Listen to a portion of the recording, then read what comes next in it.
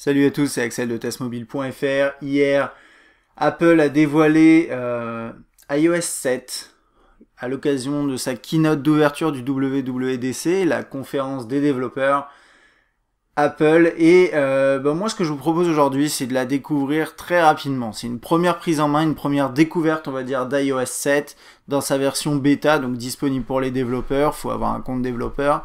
Je vous propose de la découvrir, d'en faire un petit tour, de faire un tour aussi sur les changements majeurs, et puis après on fera d'autres vidéos où je vous présenterai les fonctionnalités dans plus de détails.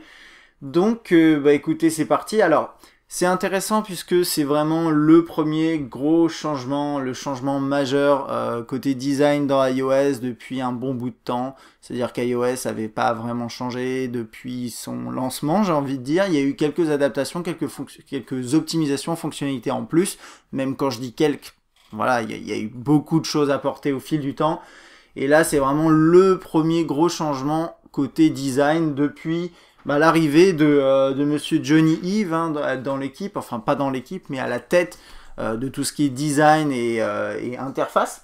Un premier changement majeur au niveau du design, vraiment le truc central finalement sur iOS 7, c'est l'abandon en partie du skeuomorphisme. C'est un mot difficile à dire, mais en gros c'est l'adaptation en virtuel, disons, dans une interface d'éléments qui sont réels. Donc par exemple, avant vous aviez, par exemple pour les notes, le calendrier, ce genre d'écran, pas le calendrier, mais pour les notes ou d'autres écrans comme ça, vous aviez l'utilisation de textures papier, etc. Alors ça, c'est des choses qu'on a eu de moins en moins, là, qui ont complètement disparu, vous allez le voir. Et deuxième chose, on a l'adoption du flat design en grande partie, à savoir un design qui ressemble un peu plus finalement à ce qu'on a dans un Windows Phone, vous allez le constater. Et typiquement, on essaye de minimiser les typos, enfin les icônes complexes. Donc là, par exemple, on voit que sur les icônes de base dans iOS, c'est un dégradé très simple et l'icône qui est posée dessus, enfin le logo qui est posé dessus, là, le calendrier qui est très très simple. Les messages, c'est vraiment la simplicité, mais poussée vraiment au maximum. Et ça rappelle donc l'esprit de Windows Phone d'une certaine façon.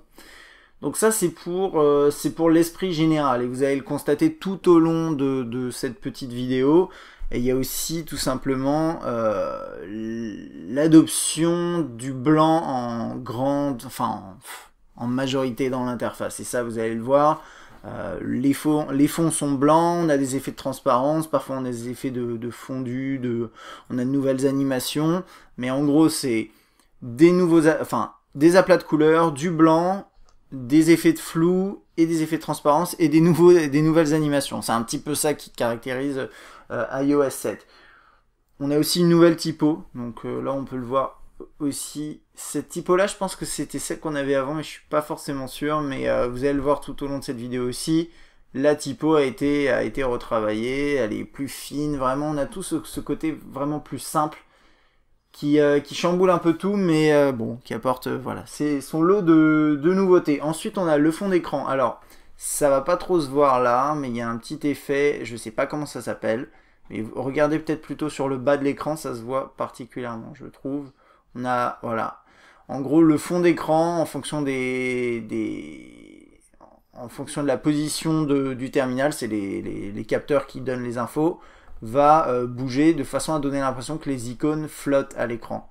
Ça se voit peut-être pas très bien à la vidéo, c'est assez subtil, ça sert pour moi à rien, c'est un peu gadget, mais c'est quand même agréable de le voir, ce petit effet. Alors ensuite, on a l'apparition d'un nouvel écran qui s'appelle le Control Center, qui se prend par en bas comme ça, et vous avez vu, vous avez ce côté là vraiment flou et en transparence. Donc on a le flou plus la transparence. Je trouve que ça fait beaucoup, mais bon voilà, c'est l'approche graphique. Et là-dessus on a le Control Center. Alors qu'est-ce qu'on a dans le Control Center?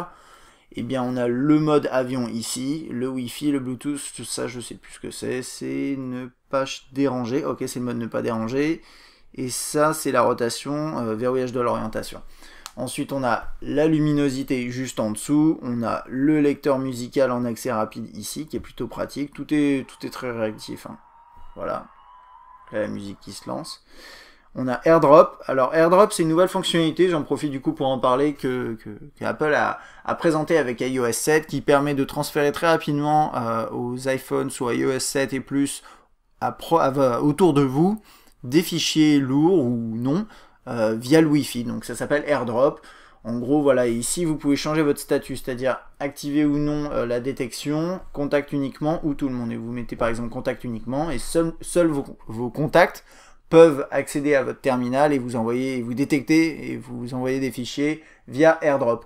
Et en dessous, on a des accès rapides à certaines options. Donc là, par exemple, on a l'introduction d'une lampe torche en accès rapide ici, c'est plutôt pratique. Là, on a le lancement rapide de l'horloge. Hop, pour par exemple mettre une alarme, ce genre de choses, la calculatrice et l'appareil photo. Donc ça, c'est pour le centre de contrôle, control center. En haut, on a toujours le tiroir des notifications, mais qui a un petit peu changé. Donc là, ici, on voit pas grand-chose, mais en gros, vous aurez les alertes dans le calendrier, vous avez la météo, les notifications classiques, les appels, enfin les notifications manquées également. Donc bon, là, moi, j'ai rien ici, là, pour l'instant. Et ça se chevauche un petit peu là-haut, c'est pas très bien fait pour l'instant. Mais je pense que voilà, de toute façon, c'est une version bêta, il y aura des changements qui vont être faits normalement d'ici là. Que dire de plus, il est accessible via l'écran de déverrouillage que je vous ai pas montré d'ailleurs, l'écran de déverrouillage. Cet écran de déverrouillage qui ressemble pas mal à ce qu'on trouve sur Android, je trouve, avec le déverrouillage de cette façon-là. Si vous avez des éléments à l'écran, vous pourrez les faire, slider sur le côté pour y accéder, hein, comme sur les versions précédentes d'iOS. Si vous tirez comme ça, vous avez le Control Center qui s'ouvre. Si vous tirez ici, vous avez le centre des notifications. Et là, vous avez l'appareil photo qu'on va aller voir juste après, très rapidement. Voilà, donc ça, c'était pour ces éléments-là.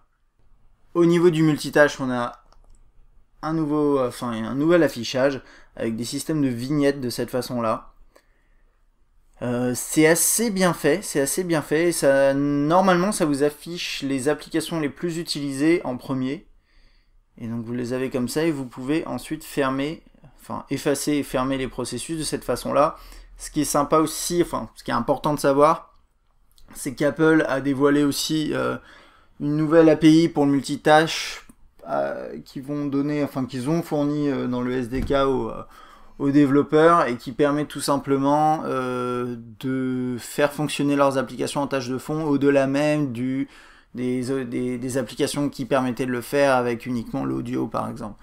Donc ça, on va voir ce que ça va donner petit à petit, mais ça permettra d'avoir un multitâche normalement un petit peu plus poussé, mais on verra comment ça se concrétisera au fil du temps. Là pour l'instant on a juste ce multitâche là, et qui ma foi est plutôt sympathique, en tout cas plus visuel que sur la version précédente d'iOS.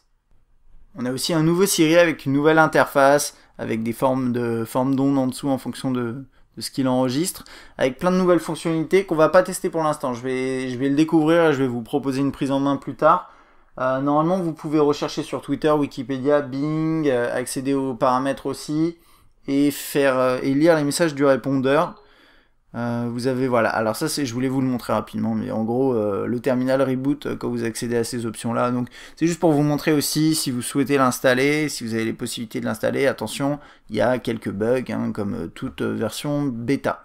Ensuite on a une nouvelle interface pour l'appareil photo, alors avec vraiment une interface complètement retravaillée avec donc vidéo de cette façon là. Alors bien sûr on passe aussi en mode paysage. Le problème c'est que pour l'instant l'interface a pas l'air de faire de rotation, je sais pas si ça va le faire. Je vais rester du coup en mode portrait, et donc voilà, on a la possibilité de filmer comme ça, la photo ici avec le mode HDR. On a un mode square qui permet de prendre des photos carrées.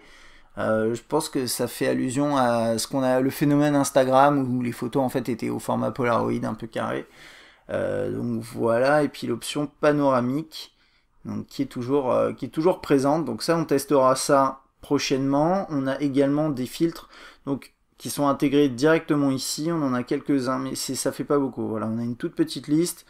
Je sais pas, je peux mettre ça. Voilà, hop, on va prendre une petite photo en mode square, tant qu'à faire.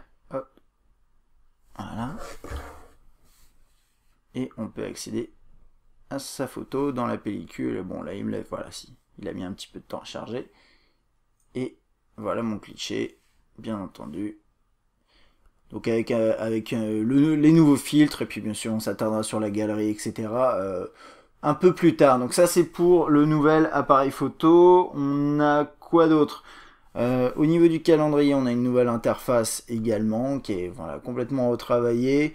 Pour l'instant je la trouve moins intuitive que la précédente, mais je sais pas, ouais, voilà. En fait, en gros, vous avez les mois qui s'affichent comme ça, et avant, vous aviez la barre en bas avec l'accès rapide, la visualisation pardon, rapide des éléments, et là maintenant, vous devez appuyer dessus pour avoir ça qui s'affiche. Enfin, je sais pas, c'est à tester. En tout cas, une nouvelle interface, comme vous l'avez constaté, complètement blanche, qui est plutôt réussi mais très très simple, et c'est là encore où ça fait un petit peu penser à l'esprit Windows Phone. On a bon des éléments que je vais pas pouvoir vous montrer maintenant forcément parce que c'est intégré à la musique, etc. Et puis en plus il y en a qui sont disponibles que aux États-Unis, mais par exemple on a iTunes Radio.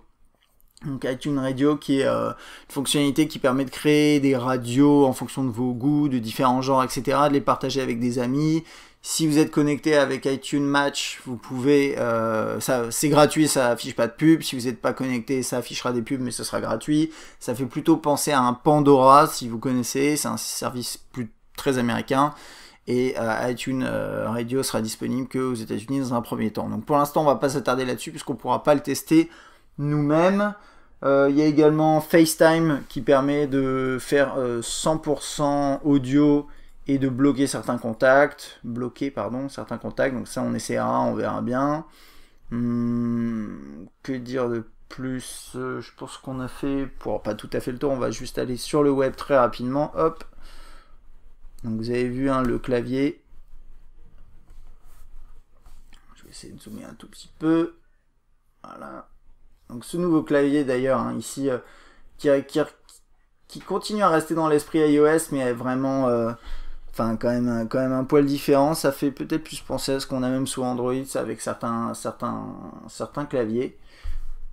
Qu'on va voir ça, voilà, avec cette nouvelle interface, avec la nouvelle barre d'adresse là-haut. Dans Safari, là, vous êtes en plein écran, normalement, voilà. Si j'avance un peu, je suis en plein écran, avec la barre là-haut qui rétrécit, et quand je défile, elle va grossir de cette façon-là. Vous appuyez dessus, vous faites vos recherches, ou vous mettez votre URL, et ensuite vous continuez sur votre site. Je trouve que ça marche assez bien. Je sais pas par contre encore, là je découvre encore. Voilà, pour afficher cette barre en bas, la possibilité d'afficher ici les onglets, le mode privé, les signets. Ok. Vous avez vu par exemple, vous oubliez tous les systèmes de boutons, etc. C'est que de la typo pour appuyer, ce genre de choses. Voilà, là on a AirDrop qui permet très rapidement de partager des éléments, alors des fichiers, mais visiblement également des sites internet. Et donc ça c'est pour le web, hein.